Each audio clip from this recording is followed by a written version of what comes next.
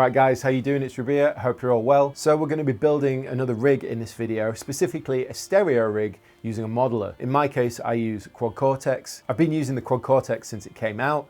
For me, it was sort of the nicest feeling and most realistic sounding modeler, and that's a very limited experience because I haven't got a lot of experience in the digital world. I've always been tube amps and pedals, but since I found the Quad Cortex and used that, I really enjoyed it. Have tried things like Kemper and Helix, but for me, they didn't really come close to the feel and that sort of enjoyment factor that the Quad Cortex has. Outside of its sonic capabilities, I find that its workflow is really easy to use. And that's why I'm making this video. I wanted to make a stereo rig using the Quad Cortex and Cortex Control so that you can see how easy it is to get these huge guitar tones. And you know, if you follow me for a while, you'll know I really love stereo rigs. I use 2 tube amps, big pedal board with the Strymon stuff, get true stereo tones, and it's just immense. It sounds huge, and although it's a different experience with cabs in the room, getting that huge sound, the sonic results when you listen through studio monitors and on recording are going to be quite similar when you do this kind of rig. And that's why I wanted to share it with you, because I think it's really, really fun to make and it sounds great. It's worth saying you can do this with most modelers now, like Helix, you know, Axe FX, Headrush, those kind of products. You can't really do it with a Kemper because Kemper is just a single mono signal chain. However, with those other kind of modelers you can do it. In my case I use QC, and if you're a QC user then hopefully you'll find this video useful. So I'm going to get a screen grab of Cortex Control and we're going to basically build it from scratch, and I'll show you a few different approaches to getting that kind of stereo sound using different devices. So without further ado, let's get stuck in and build some stereo tones. Okay, so let's begin. You should be able to see Cortex Control on screen now. It's a blank canvas at this point, and you obviously need a guitar when you're dialing in tones. It's very useful, of course. What you'll have basically at this point is a DI. So, not very inspiring. The first thing I want to do is I want to go ahead and create my signal path. So I'm coming into input 1, and then it hits multi-out. I'm going to change this to row 3. The reason that I'm doing this, and the reason that you can't go straight to row 2, because I've seen people have sort of complained about this before, is because think about rows 1 and 2 as half the CPU load of the QC, and then think about rows 3 and 4 as the other half. And that way you can get more complex, you know, dense rigs with effects and stuff without like smacking one half of the CPU to the point where it maxes out and therefore not giving you what you want. There's more headroom this way. So the next thing I'm going to do is set the output on row 3 to output 1 and 2. It depends on your outputs. In my case, I'm using XLR out into my interface. Of course, multiple outputs means it's going to come out from everywhere. So now that we've got our signal path showing, the next thing I'm going to do is create a couple of splits. Now, there are a few different approaches to getting the stereo sound. Now, you can use 2 mono cab blocks, you can use a stereo cab block, or you could use 2 mono IR blocks, and there's of course 2 or 1 stereo IR block. Now, think about the stereo cab and the stereo IR as giving the same speaker sound to the left and the right independently. So if you're running 2 amplifiers and you hard pan them, they're going to hit the stereo cab or IR block and give you the same IR on either side. Now that sounds great and it's really, really useful and it works for consistency, but if you want to achieve a wider stereo image, you would use 2 different cab blocks or IR blocks in order to achieve that, so that it gives more kind of difference between the left and the right, therefore creating more width. And that's something that I've discovered through tweaking with this. So we've got our split set up, and in the middle of this loop here, I'm going to have an amp here, and then a cab here and a cab here. Therefore, we can do the first of our sort of, you know, stereo tones. So you can go ahead and pick any amplifier you want. I usually, for me, I'm going to go with the Victory Kraken, or the Squid as it's called in this modeler. Next thing I'm going to do is turn off the focus, and I'm going to set one of these amps to EL34 because I'm basically going to recreate my stereo rig that I like to use. Next, I'm going to get a cab. Now I'm going to go with something like where would it be? I'm going to get a V30, I think I'm going to do. So we'll start with the V30 95, and then I'm going to go with something like V30. The 01 and the 03 are pretty good. Maybe I'll go, the 69. Don't know.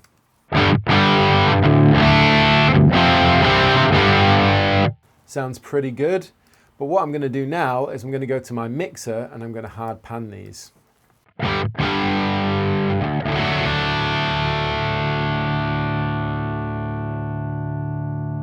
The reason that I've done that is to create this stereo image. I'm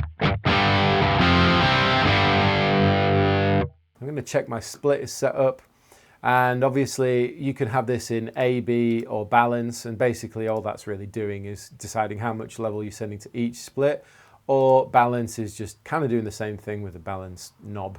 So I leave that in the middle. It means we're getting equal amounts of signal sent to each amp.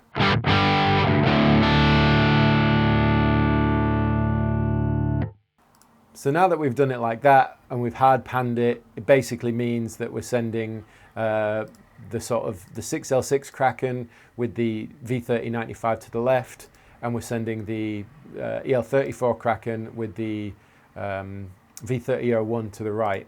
And you can check this by flipping the phase. As you can hear, it's clearly out of phase.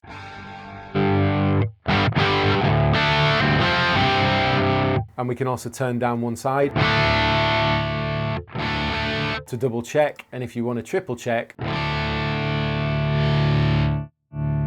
as you can clearly hear, we're only affecting that side. So now we've got our sort of stereo pan sound.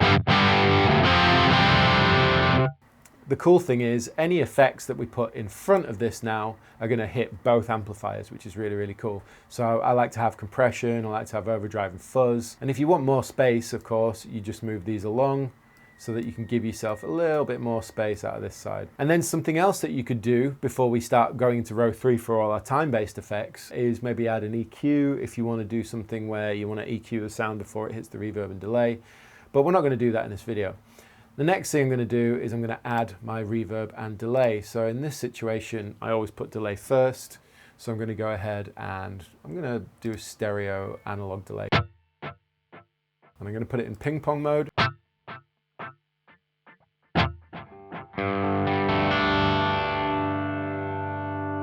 Boost the feedback a touch. Bring down the modulation rate.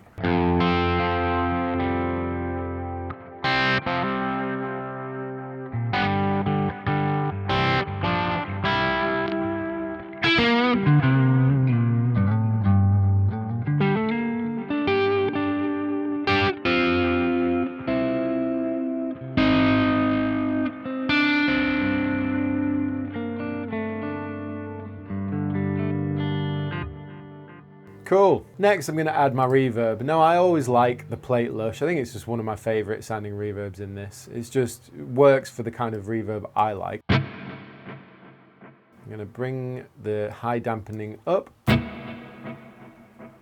and drop the mix a little bit, boost the decay, maybe bring down the low pass and the high pass.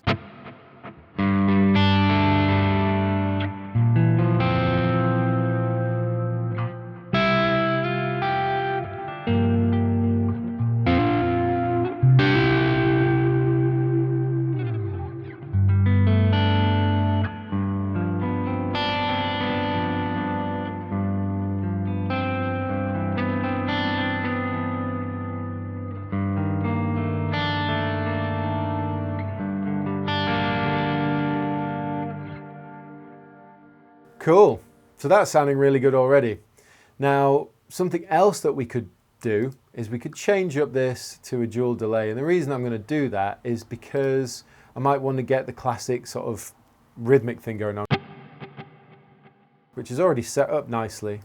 And I'm going to link the feedback on this. There we go. So that's very much the kind of delay thing that I like to do. Oh yeah, sounds great. And now I'm just going to pull down the low pass.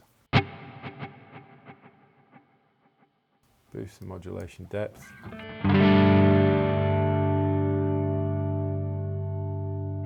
Like that.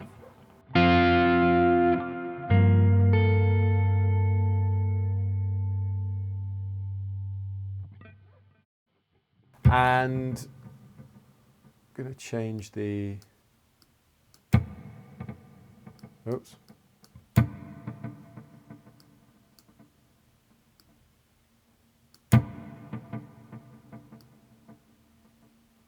Cool. So I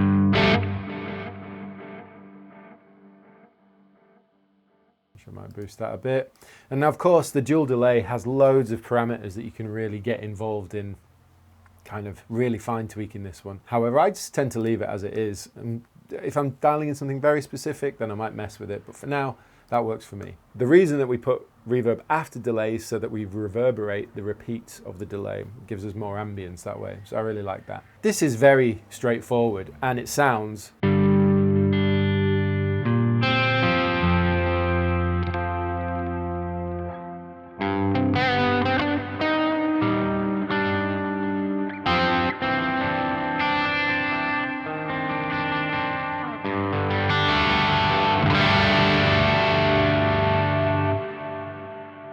nice and big. So we haven't really even touched the amplifiers, to be honest. I might push a little bit more treble on each side. I might back off the gain a touch because when we add compression, that's going to obviously hit the front end. So how's this?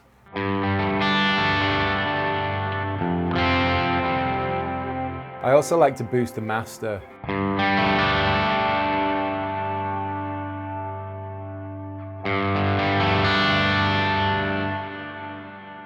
Now, it's really good to note at this point that you want to check, if you want a nice wide stereo image, that the left and the right have to be similar volume. So I'll go to my output block and I'll check.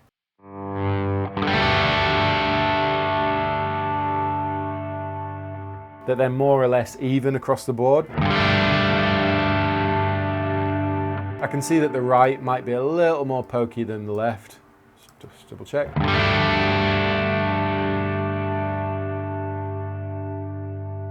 I'd say that's fairly even. So next, first thing I'm going to add is my pitch block so that we get a nice clean tracking. And I'm going to lower that to -12, bring that down to about 20%.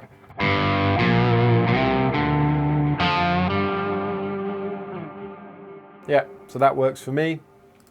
Next thing I'm going to do is I'm going to add a fuzz. Now I like to use the Thunderpaw, which is the Thunderclaw, and it's awesome. As you can hear, we've got some noise now, so I'm going to go and turn on my gate. Now, these are the settings that I generally like to do. Bring the distortion down like.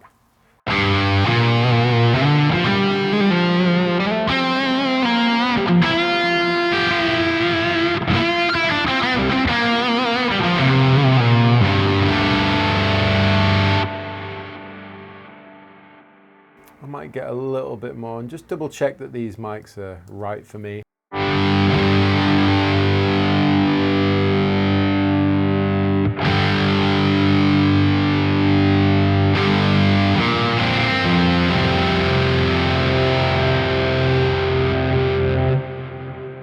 That sounds cool.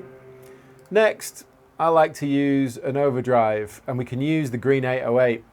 So I'm going to smack that on there, and then I'm going to do the old classic. Now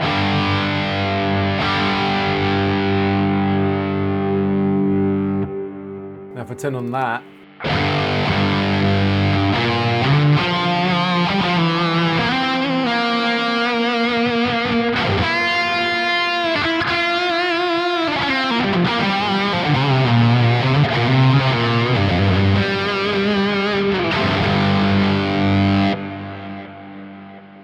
so that's sounding pretty filthy. I'm just going to move these along so I can fit a compressor in there.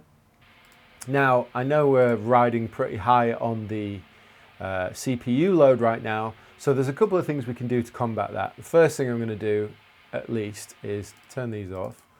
I'm going to add my solid state compressor and maybe bring back the blend a touch.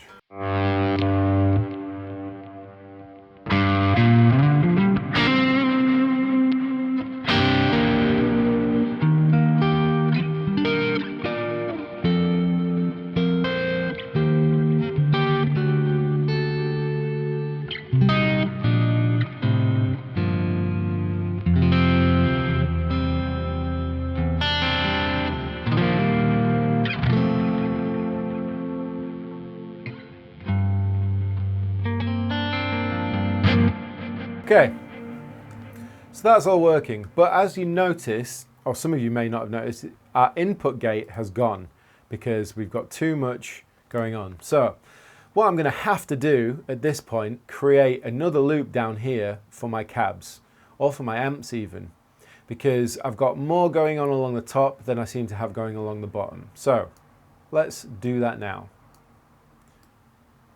Let's bring these down here. And I just need to reset this like so. So now we have to make sure that these are panned, and essentially we've got the same situation going on now, but we've got loads more space along the top. So here we go.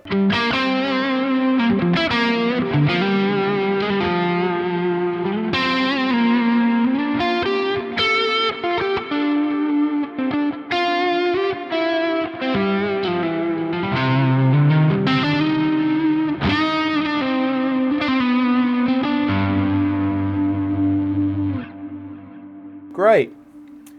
So we've got all our effects going in there. Now, something else I might want to do at this point is add a delay in front of the amp. So I go ahead and I like analog delay.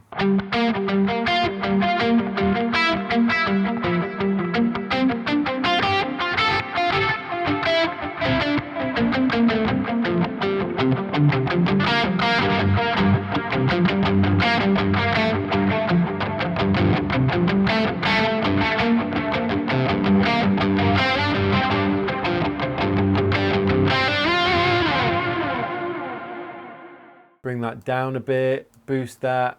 Want less low end hitting the front of the amp, because don't forget this delay is in front now. So if I high pass it, it means there's less going in, it's not going to hit as hard.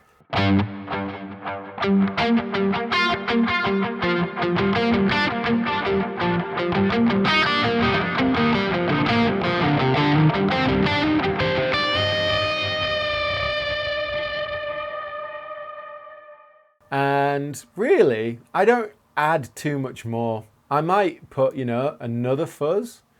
In fact, I'm going to do that. I'm going to put another fuzz, the silicon fuzz. So the silicon fuzz is based on the Bender. This one is actually my personal JHS Bender. And again, it's a great sounding fuzz. So let me just take that off and you can hear how it sounds.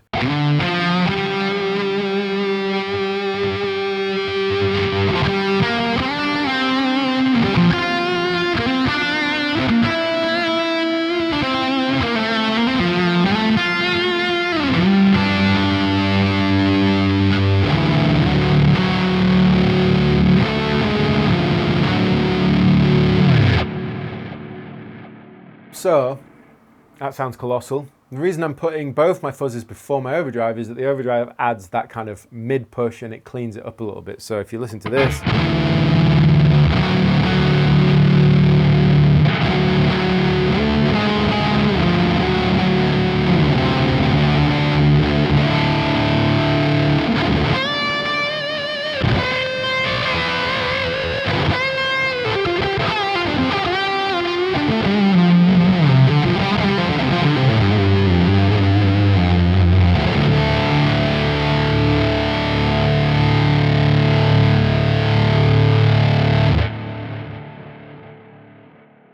so we're getting tons of colossal tones, and really I can't think of too much more that I would do to this sound. I mean, I've pretty much got it set how I have in real life. My EQ is always at pretty much 12 o'clock. I always boost the master, back off the gain. Got two cabs running that sound pretty sick. Might bring that one in a bit. I've got my effects loop tones that I really like, and to be honest, I have my delay, I've got my fuzzes, my overdrive, my octave, my compressor in front. There isn't really much more to say about the rig. Where it becomes interesting and where it becomes really fun is we can go ahead and sort of create scenes now. Now, in a live application, I usually start on scene E, being my first one, because it's the closest to my feet, and I don't have to step over anything. So my most important scenes are always going to be E, F, G, and H. So with that in mind, I'm going to go ahead and I'm going to turn off everything. And the next thing I need to do is scene assign everything. So keep these off, scene assign them, by right-clicking, scene assign all this. We want all these to be scene assigned. There we go. Right. And even the parameters we can scene assign. But for now, I'm just going to go ahead and create straight up kind of patch. For example, scene E is just going to be amp and cab. And I might want it to be heavier. So what I'm going to do, I'm going to scene assign the gain on both amps, and I'm going to boost the gain.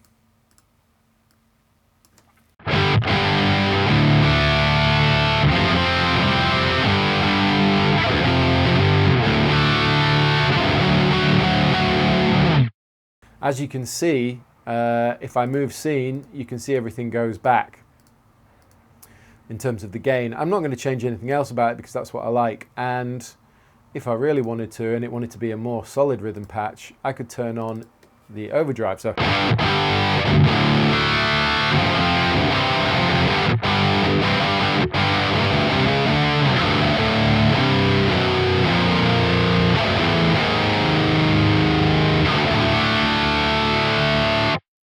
just notice that we've got a little bit more poking out on the left-hand side.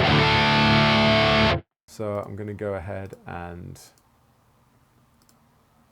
maybe boost this back up. There we go.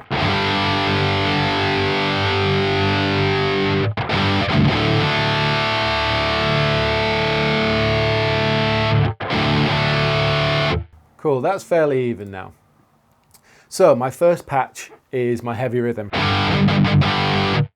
or at least the kind of sound I like. So I'm going to move to scene F, and I've already got my ambience set up.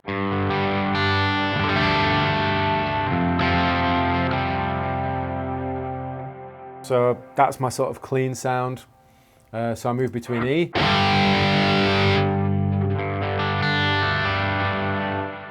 Absolutely awesome. Scene G, I'm going to turn on the compressor. And I don't really change much about the compressor, but that allows me to do more of the.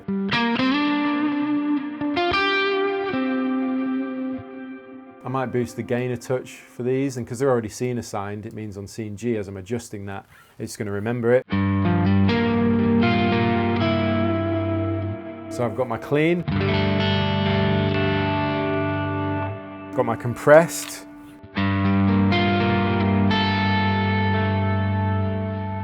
and I've got my heavy rhythm. Scene H, I might want to have my thunderclaw and my overdrive on.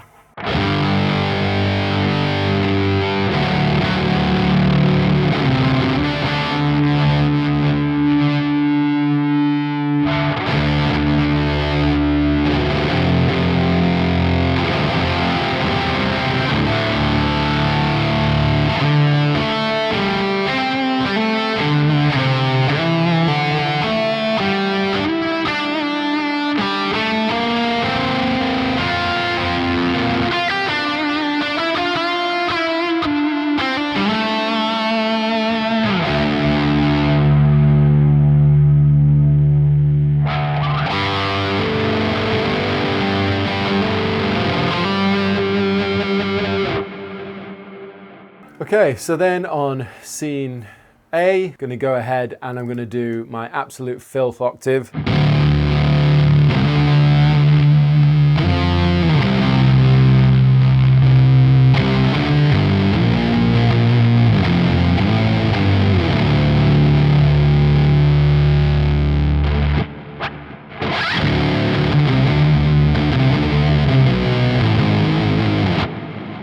So I might want to use this as more of a riff thing. So, and the other thing I like to do is I like to keep a little bit of ambience there. So I'm going to scene assign the mix of the delay. I'm going to bring it down. I'm going to do the same on the reverb. So it's still there, but just not as intense. Yeah, that's better.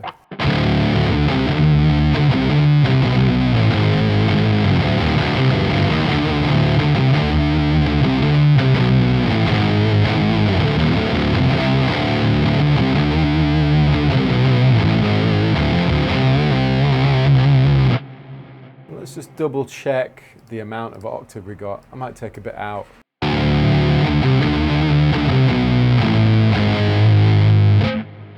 Sounding pretty cool.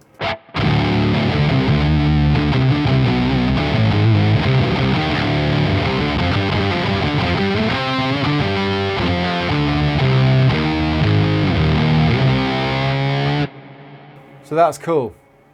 So that's like my crazy octave scene. And now I want the same, but I want it with more reverb and delay. So because I've already seen assigned these to come down on scene A, if I go to scene B, they're back up again.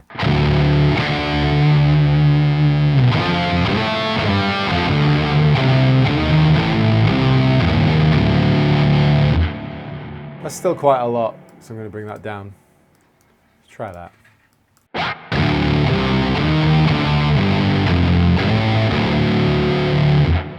Very cool. Scene C, I want that on and that, and I want like a big fuzzy tone, so like...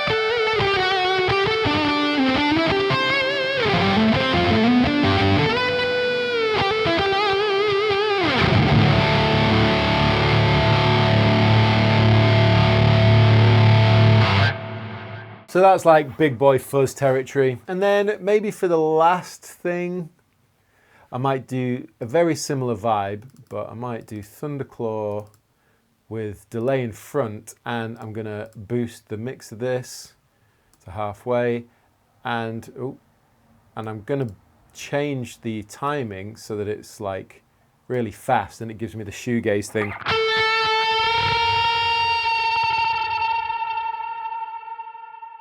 I'm also going to boost the feedback,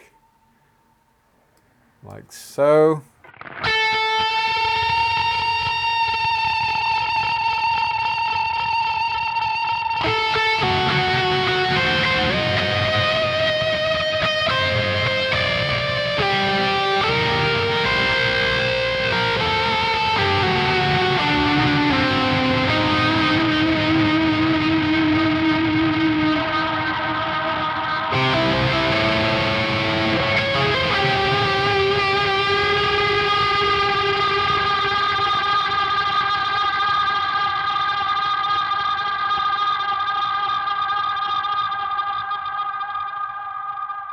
So, in not very long at all, and especially with John cutting this down a little bit, we go from a heavy rhythm, crunch, crunch with compression and delay in front, and then we've got like a fuzzy overdriven thing. I'm just going to bring down the delay on this one too, and this, in fact, I'm going to bring this down even more because I want this to be like a riffy number.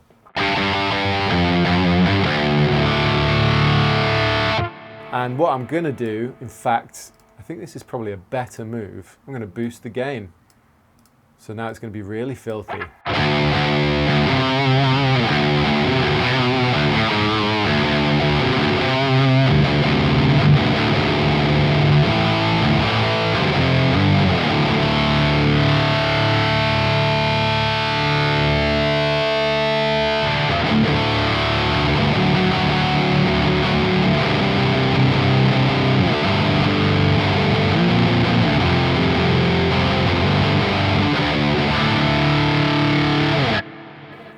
That sounds sick. And then we move to like a fuzz, colossal fuzz octave thing.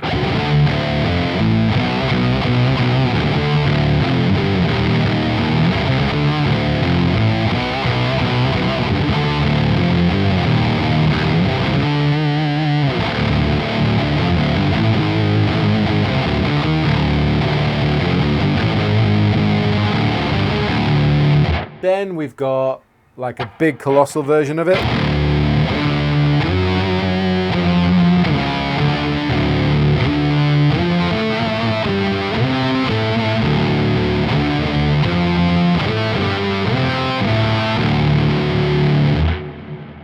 Then we've got Thunderclaw with overdrive and ambience.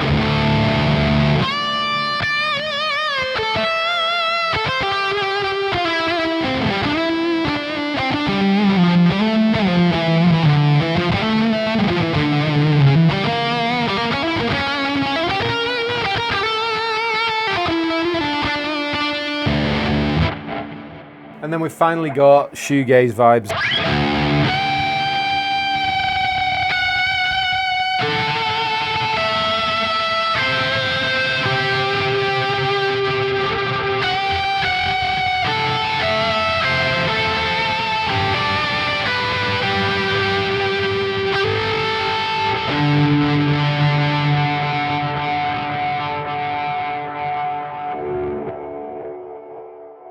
So there you go. I've built an entire rig using scenes, and you could add more stuff to it. Don't get me wrong, you could add more pedals to this to create more and more. And we can add EQ blocks to fine tweak tones. You know, you can scene assign the EQ to shift depending on the scene you want. So heavy riffs, then clean amb for ambience, clean comp amb, claw riffs, fuzz and octave. Fuzzy and octave. Fuzz, oct, amb, claw, amb, and then finally we've got gaze. So,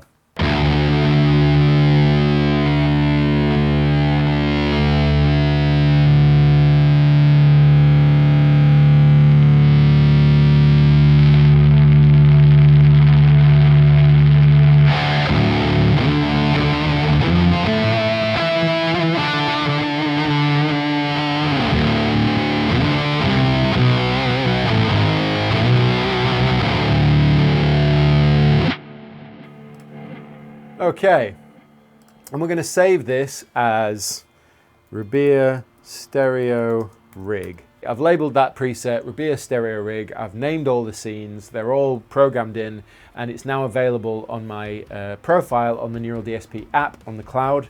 For all of you who've bared with me through this video, and if you follow me on the Neural DSP app, you'll be able to download this straight away with all those scenes, everything running fine. So I recommend, if you're excited about this kind of, you know, tonal adventure, download the preset, mess with it, put your own spin on it. Again, you don't need to use the Victory amps in this video. You can use any combination of amp and cab and pedal, but maybe you can use this as a template in order to create your own stereo rig that works for you.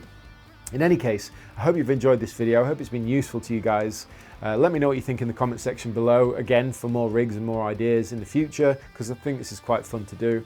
But in any case, thank you for watching. I've been Rabea, and I will see you all very soon.